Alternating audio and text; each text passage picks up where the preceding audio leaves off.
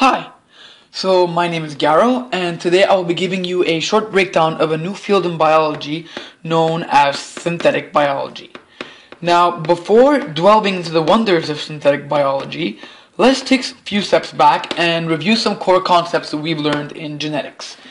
We know that genetics is the study of the human genome, and the human genome consists of DNA. Now, what is DNA? DNA, we've learned, is basically two strands running in opposite directions, 5 prime, 3 prime, 3 prime, 5 prime, and it consists of a sequence of nucleic acids. These nucleic acids can be adenine, guanine, cytosine, and thymine. We know that adenine binds with thymine and guanine binds with cytosine. Now, these sequences can range to being basically absolutely anything. There's a lot of combinations. Anywho, just to note that DNA is at the core of every human being. Every human being is different down to their genetic sequences. Now, let's move on to our main subject, which is synthetic biology. Now, synthetic biology is the creation of new biological organisms which have been tasked to do a specific function. What can these functions be? These functions can range from being something that is very good for humanity, for example, curing disease, down to something very bad for humanity, for example, killing a person. The function is determined by the user, or basically the coder of the organism. Now, let's go down in deep to see how this is done, the process.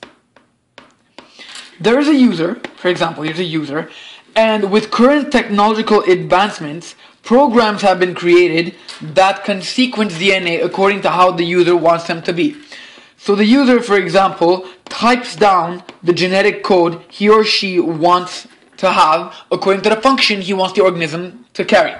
The function then that's written here on the monitor, this is the monitor, and then once the function has been set, he can then send that code to a very specific printer. Here's the printer right over here.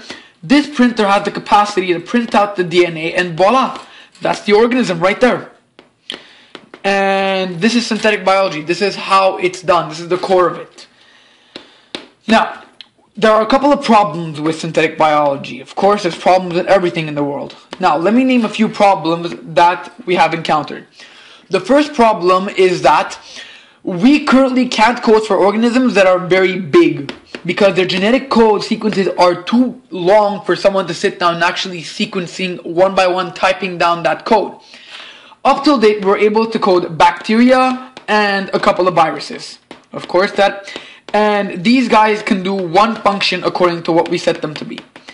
Another problem with synthetic biology that we've encountered is that since the field is so new, it's pretty costly to actually have your organism printed and booted up. And if it doesn't work, then what you have to do is you have to start all over again and pay all the fees all over again. And that's why we see how this is very costly. However, we foresee that the cost will go down as technology advances. Now, here are a few applications of synthetic biology. A couple of university researchers were able to actually code for an organism which they put into yeast, which was able to caffeinate yeast. And result, what do we get? Well, we get caffeinated beer. Beer that keeps you awake and makes you, well, tipsy, I guess. And yeah, I think that's pretty cool. And there are also other applications. For example, one university group was able to create an organism which they put into food, and whenever the food goes wrong or it spoils, it changes its color. And that's pretty cool as well. I think that's an advancement, and it can be used. It can be marketed. Now, let's delve into some ethical issues with synthetic biology. What's wrong with this? What's wrong with synthetic biology? Now, what's good about this is right now it's being researched for cancer. We are trying to create an organism which can control cell division by eating away at a tumor. And since we know that cancer is basically uncontrolled cell division, this might very well be the leading treatment for any type of cancer according to the individual. We can code a specific organism for a specific individual. Individual. There we go. Now, of course, there are things that are, this research can also be used maliciously. Now, say for example, someone gets a hold of the president's DNA. I'm giving a little hat here. He's the president, right? And someone gets a hold of his DNA.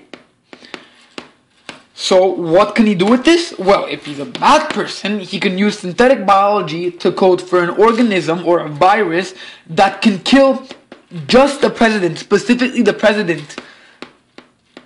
And this is nearly untraceable. It would be impossible to find the one who actually, the thing that killed the president, since the organism is dead with the president. And that's pretty scary. Now, fortunately, we're not there yet. Now, the question I have asked you is that, do you think we should continue with synthetic biology? Do you think it should be banned? Or do you think we should just keep on going? I think we should keep on going, but it should be controlled. We should watch who knows how to do synthetic biology and who has the equipment in order to be able to actually make organisms. And that is the end of my presentation. Thank you very much for listening and have a nice day.